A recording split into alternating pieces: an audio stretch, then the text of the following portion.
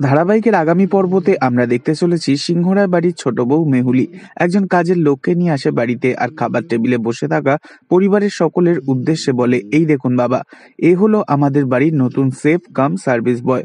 বলা মাত্রই উড়িয়া কাজের লোকের ছদ্মবেশে থাকা রোশনির বয়ফ্রেন্ড বলে ওঠে, জয় জগন্নাথ, মু বলরাম ঠাকুরও আছি, এখন থেকে আপনাদের বাড়ির সকল কাজ মু করিব।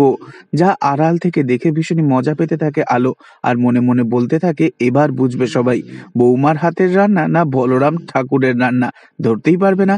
এরপরই দেখা যায় বাড়ির সবাই লুচি আর আলুর দম খেতে বসে খাবার টেবিলে, আর খেতে খেতে বলে, আহা কত সুন্দর রান্না, কতদিন পর খেলাম, বলেই বলরামের রান্নার প্রশংসা করতে থাকে। কিছুক্ষণ পরই দেখা যায় বলরাম ওর একটা ফোন আসতেই বাইরে গিয়ে ফোনে কথা বলতে থাকে, আর ফোনে বলে, সিংহরায় বাড়িতে এন্ট্রি মেরে নিয়েছি, কিছুদিনের মধ্যে রাজত্ব আর রাজকন্যা দুটোই আমার হাতের মুঠোয় হবে। যা আড়ালে দাঁড়িয়ে আলো শুনে ফেলে, আর ভীষণই ভয় পেয়ে যায় আলো। আর আলো বলে ওঠে, সর্বনাশ, তাহলে কি আমি খাল কেটে কুমির নিয়ে এলাম? উভয় সংকটে আলো, কিভাবে আলো রক্ষা করবে সিংহরায় পরিবারকে?